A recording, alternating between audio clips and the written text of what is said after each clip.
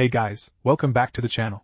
This is a story about what if Naruto and Hinata create a village. Before I start, please support for more amazing content, and do consider subscribing to my channel and share this video with your friends. This is written by GodricGryff and link in description and support writer. Let's start the video. Chapter 1, Naruto and the Village of Ice. The Valley of the End, 2:15 p.m. Sasuke yelled an enraged voice. That voice belonged to none other than Uzumaki Naruto, a genin for Konoha, or the village hidden in the leaves. He was on a mission to bring back the traitor and former teammate, Uchiha Sasuke. You see, there's a rather unique story behind this. At the young age of 6, Sasuke's entire clan was murdered, but not by any normal person, no, but by his older brother, Uchiha Itachi. Sasuke found the bodies of his parents beheaded on the ground.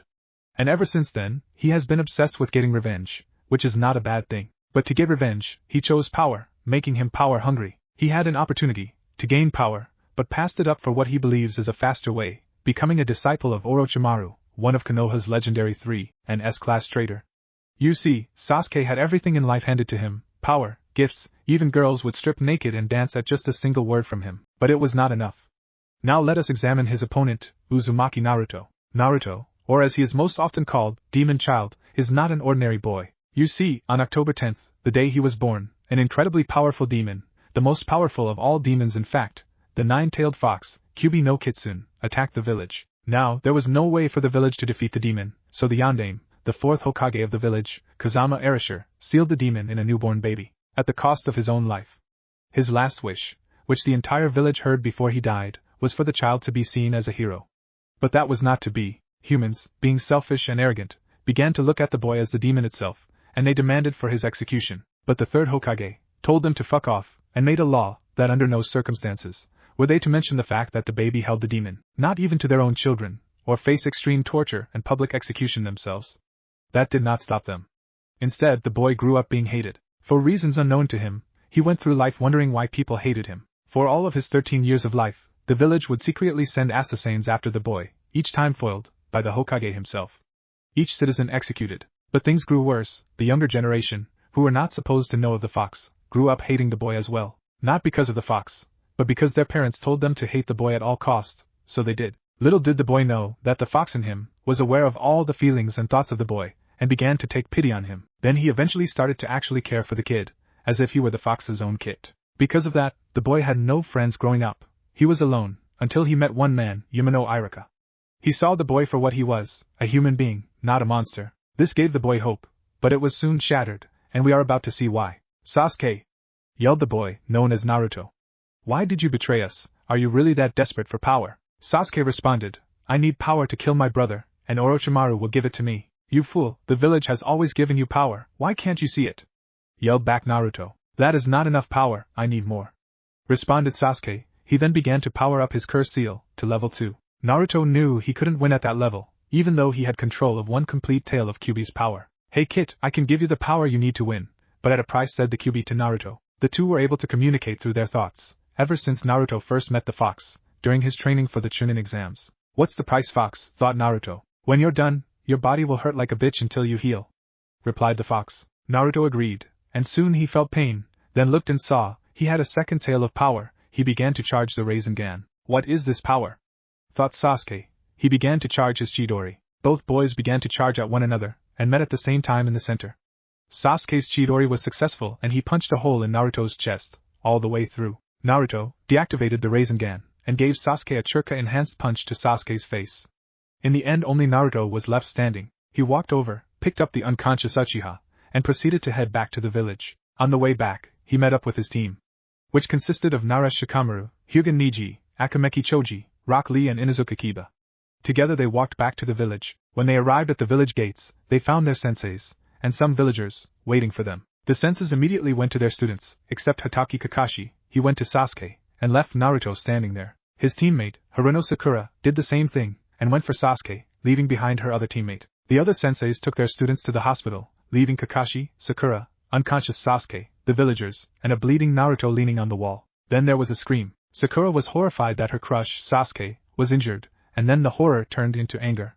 She stood up, walked over to Naruto, and punched him. How could you? I told you to bring Sasuke back, not hurt him, she yelled. She then proceeded to beat on Naruto, not even giving him chance to explain. Then the villagers saw this as an opportunity. they to attack said boy. They were throwing rock, knives, even kunai at him. His body was being put into even worse shape. Kakashi stood there, in complete shock. Naruto thought he didn't care, which would prove fatal for the future of Konoha. Suddenly there was a white blur. That blur was none other than Hinata. She pulled out a kunai, and began deflecting all the objects. Then the villagers stopped, because of the look of madness in her eyes. Then she said something in an ice-cold tone, a tone that nobody ever thought they would hear from the girl. If you hurt him again, I promise, I will cut out all of your hearts, and deliver them to your families, right before I kill them. This made many people afraid. They could feel the killing intent rolling off her. She then bent down and took a look at Naruto's injuries, and she was horrified. Naruto's mind, Kyuubi's cage. Naruto was standing in front of the Kyuubi's cage, and he was curious as to why. Hey fox, why did you bring me here? He yelled. The fox replied, because Kit, you need to make a decision. Wow, you sound like you care about me, replied Naruto. Of course I care, if you die I die, it's that simple, says the fox. But in reality he does care, even though he refuses to admit it. Ever. And what decision is that replied smartass Kid. Whether we should leave the village, or not. Leave, why leave? This is my home, yelled Naruto. Your home, this is your home, let me show you your life Kid, and tell me whether you still care. Naruto then proceeds to see his life go by, all the hate, from the village, his own teammates, everybody. But the one memory that stands out is his sensei, abandoning him for the traitor. He comes to a decision. Alright, let's leave this god-forsaken place. Naruto is sent back to reality, just in time to hear something. You bastards, he has a hole in his chest, caused by the traitor, and you still tried to kill him. Naruto looks and sees the last person he expects to see, Hinata. Naruto, now furious at the villagers' actions, releases some of Kyuubi's power, scaring the villagers shitless. So, after all I've done for you, this is how I get treated. Well then, fuck you all. He takes his headband, and puts a straight line across the leaf symbol, marking him as a missing nin. Someday, I will return to this village, and I shall have my revenge. The Kyuubi will look like a baby compared to what I will do to you. He turns, and leaves the village, leaving a shocked audience. Hinata then makes a decision that will change her life forever. She puts a scratch mark on her headband, turns and say, I will not live in a village that betrays their own, that picks a traitor over a hero. She runs after Naruto, leaving a shocked audience again. Sakura sits there crying, not over Sasuke, but for what she did to Naruto. I had no idea he was injured so badly, she thinks. Kakashi has a single thought going through his mind. I failed as a sensei, master, please forgive me. Chapter 2. Today was a bright, sunny day. The birds were singing, the flowers were blooming, and a ninja was sulking. He was a tall man, around 6 foot, 4 inches. He had short brown hair, brown eyes that held a coldness in them. Much of his upper body was bandaged. Not because of injuries, but because he was making a fashion statement. He had on blue pants, and fingerless gloves with steel plates on them. The lower portion of his face was bandaged as well. Around his neck, he wore a sound village hittite. On his back, he carried a huge sword. It was black with a massive blue dragon on it. The tail started at the handle, with the mouth ending at the pointy end of the sword. It looked like the dragon would bite you when the sword was used. The sword itself was almost as long as the man was tall, just stopping short of a few inches. Now as to why he was sulking on such a beautiful day, the reason is simple. He didn't get to kill something yet. He was ordered to scout and kill any leaf nins. He couldn't find any, until he heard a noise. Leave her alone, yelled a childlike voice. This caught the attention of the mysterious ninja. He decided to investigate. He leapt from tree to tree, until he came upon an interesting sight, an unconscious girl, and a blonde boy, wearing the most hideous orange outfit he ever saw, bloody and beaten, and surrounded by leaf nin umbu. He decided to interfere. 15 minutes earlier, Naruto and Hinata were running as fast as they could from the leaf. Naruto was weary and tired, his injuries still not completely healed. The only thing that kept him going was the fox. Hinata was getting worried. She didn't like the way Naruto looked. Then she sensed something. Activating her Byakugan, she saw a team of 5 umbu chasing them. Naruto-kun, we are being followed, she yelled. I know, but we must keep running, he replied. It wasn't 2 minutes later that they were surrounded. Well, look at what we have here. Your time has come, Fox, now we'll get our revenge, said a man with a kiwi mask on.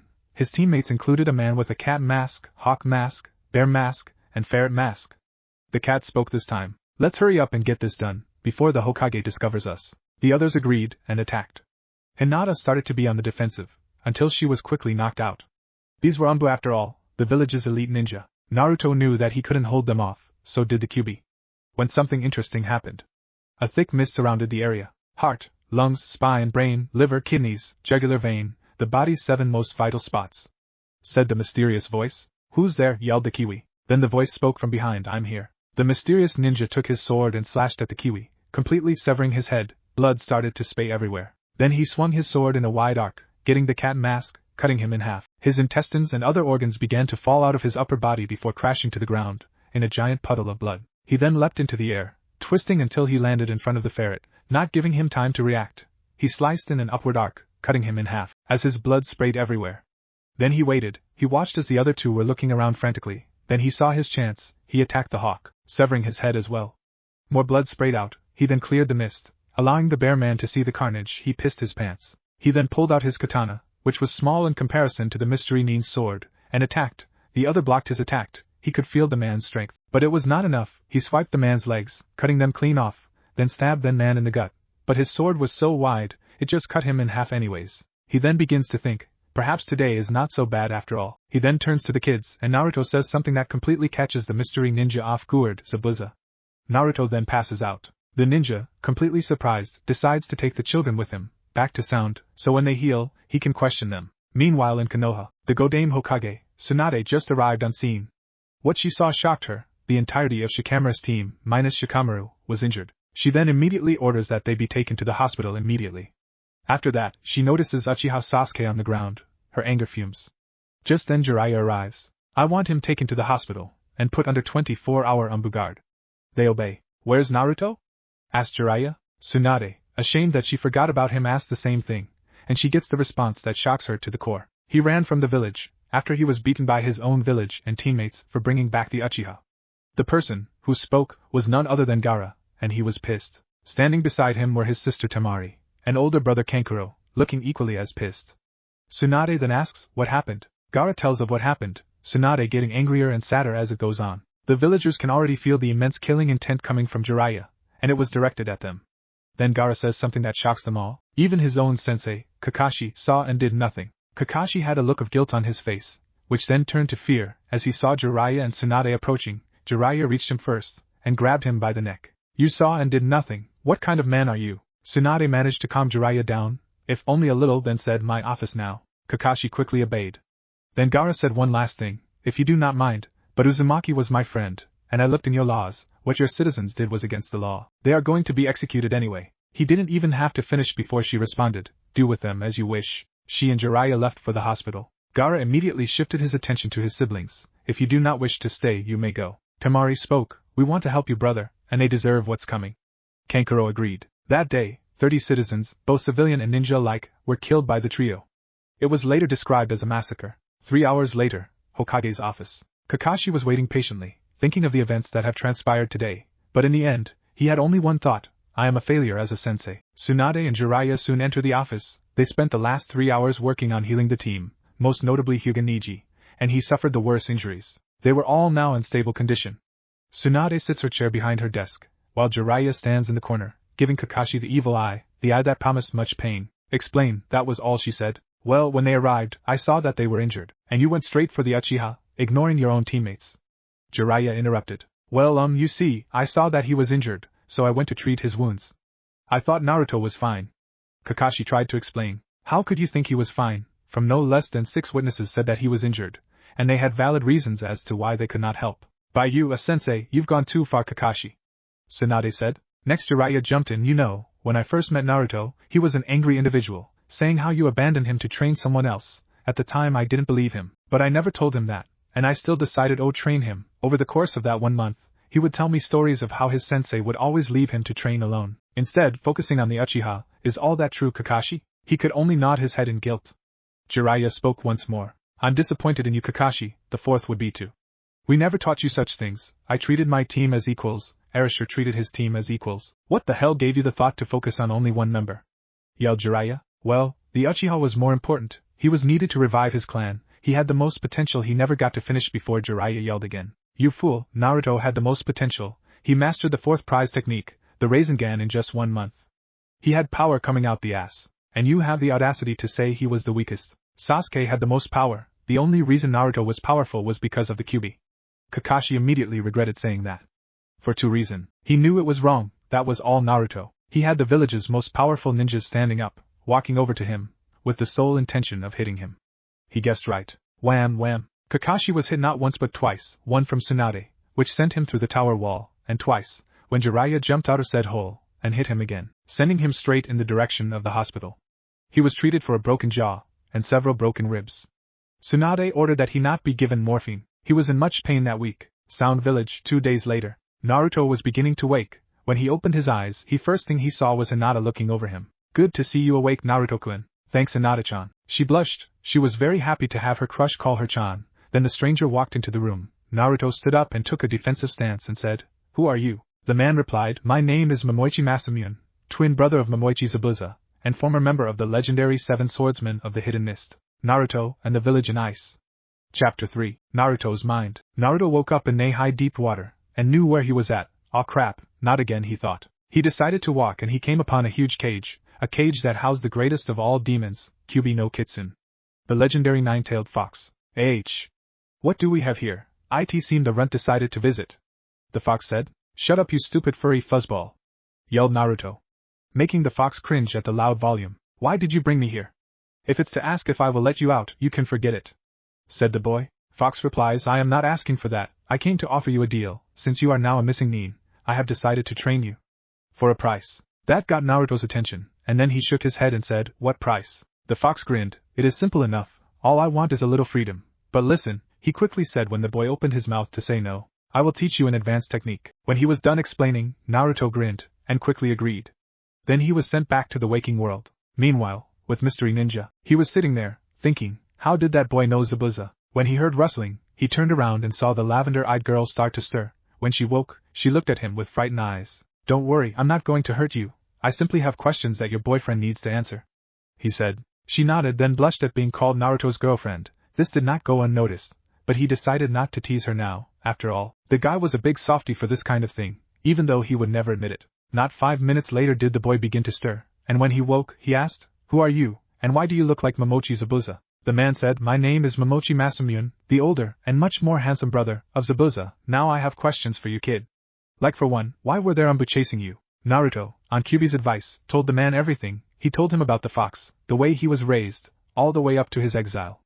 Masamune did not look pleased. There was even a hint of sadness in his eyes, when he learned that his brother is dead. Now you're probably wondering why Naruto told everything to a complete stranger. Well, there's a simple reason. He had nothing to lose. Even if he didn't tell him, the man could kill him, no problem. At least this way, he could play the pity act, as the Kyubi hoped. When Naruto told him of Zabuza wanting Naruto to possess the sword, he made a decision right then and there, that he was going to train the boy. And the girl. Naruto was happy at that.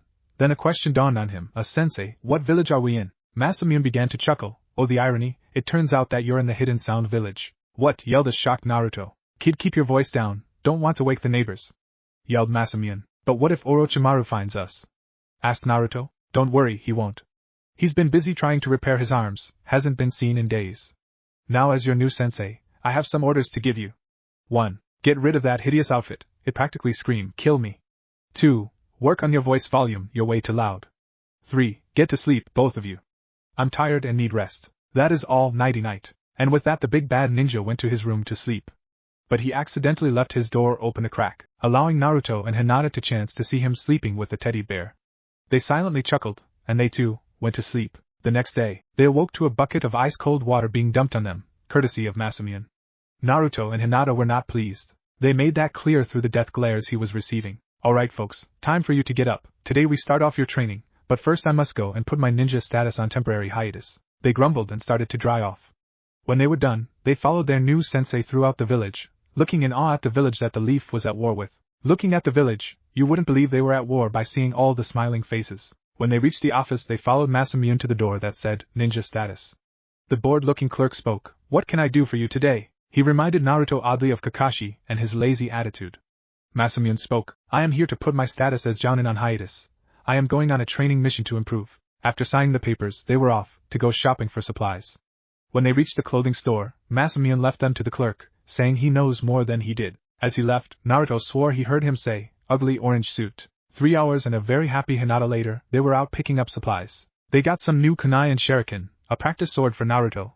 Food not ramen, much to Naruto's disappointment. They were also sporting their new cloths. They got rid of their old ones. Hinata's was ripped, and Naruto's screamed, "Kill me." Now Naruto was sporting a new, cool trend. He was wearing black pants, similar to Kakashi's, a fishnet shirt. Over the shirt he wore a t-shirt with a saying, "I'll try to be quieter, if you try to be smarter." Over his shirt he was wearing a long, blood-red crimson coat, A/N, think of Dante's coat from Devil May Cry. On the back of his coat was a golden nine-tailed kitsune, its tails spreading out and wrapping around the entire coat. 2 of which went to the end of his sleeves. Hinata had a makeover as well, in the shop. She was directed to a female shopkeeper, who noticed her blushing when she was talking to Naruto. The shopkeeper gave her some advice. He's not going to be available forever, if you want him, and you have to go for him. She then proceeded to pick out some rather revealing clothing. She was now wearing a very short black miniskirt, and a tank top that barely covered her assets, which surprised the shopkeeper. It turns out that beneath that coat, Hinata had a very well-developed body, so of course, the shopkeeper said to flaunt it. Hinata was also worried that Naruto would not notice, but he did, so did Masamune, and Kyubi, and every male in sound, and some women as well. Every time Naruto looked at her, he would blush just as much as her, which made her very happy. After they bought their supplies, they packed up and headed out. Their destination, Wave Country, to pick up Zabuza's sword, and on said trip, Masamune would train Naruto on how to properly use a sword. It would also be the first time both Naruto and Hinata would make their first kills. Naruto and the Village of Ice, Chapter 4. On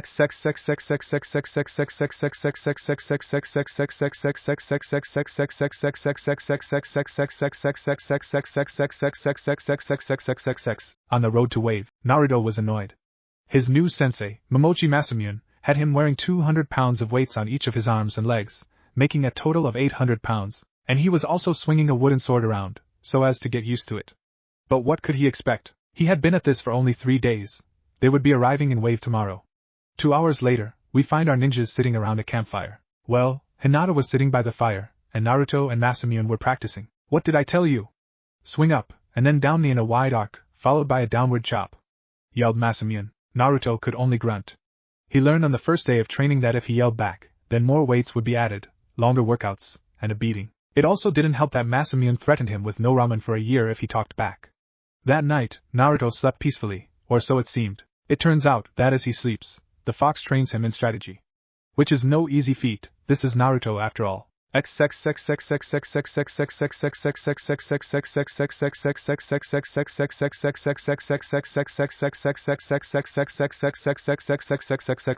Naruto's mind. Okay kid, now that you have lured the enemy into the field, I want you to trigger the traps. After that, send a quick wave of fire and earth jutsus, some very powerful ones, so you can divide their forces. Good, now, what do you do next? Asked the legendary Kitsune. Naruto was thinking hard, until he came up with an idea. Send the central line into the main force, followed by the ANBU on the flanks, surround the enemy, and attack from both sides? He said unsurely. Kyubi was in shock. Never did he think that the boy would actually get it right.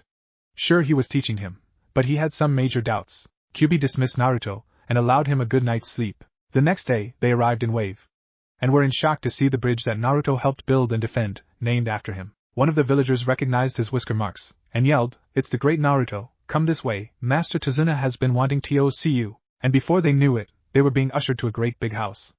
As they passed, people would stop and bow to Naruto, showing their respect. When they arrived at Tazuna's house, Naruto was pushed to the ground, being hugged by Inari. This caused Hinata to giggle a little, and Masamune to smirk. Naruto, it has been too long. Please come inside. When they entered, they sat around the dinner table, and Tazuna spoke again. So Naruto, I'm sure you have many tales to tell. Tell me what happened over the past 2 years. He stopped when he noticed Naruto's downcast face. Tsunami and Inari were also confused, until Naruto told them their tale. At the end, Tazuna and others were not happy. They just couldn't believe that the people they once knew were now so bad. After a lovely meal, they all went their separate ways. Naruto went and created a Kage Bunshin, and then he bit his thumb, and drew a seal on the clone's forehead. The result, an orange mist came out of Naruto's navel, and entered the clone's seal. The clone was now a real living person, flesh and blood, and inhabited by the Kyubi. The seal on the clone's forehead allows for a transfer of souls, allowing the Kyubi a little bit of freedom. But Naruto gets to decide how much chakra he gets, thus keeping him out of trouble. He was wrong. Kyubi, with his newfound freedom, immediately decided on his first course of action.